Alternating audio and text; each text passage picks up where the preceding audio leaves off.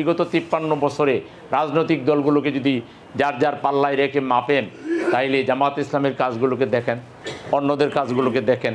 তারপরে যদি জামাত ইসলামী এটা হকদার হয় যে না, জামাতকেই সহযোগিতা করা দরকার, কিংবা জামাত সহ সবাই মিলে একটা প্রসেস দাঁড় করানো দরকার, যাতে আল্লাহওয়ালা মানুষেরা, তাকওয়া ভিত্তিক মানুষেরা, যাতে করে যারা সমাজে ভালো কাজ করবে, মন্দকে উৎখাত করবে, এই ধরনের, আল্লাহ তো এটাই বলেছেন, ওয়ালতাকুম মিনকুম উম্মাতুন ইয়াদউনা ইলাল খায়র ইয়ামুরুনা বিল মারুফ ওয়া ইয়ানহাউনা আনিল মুনকার। তোমাদের মধ্যে একটা দল থাকবে যে দল মানুষকে সৎ কাজের আদেশ দিবে আর অসৎ কাজের নিষেধ করবে, এবং এরাই সফল কাম হবে।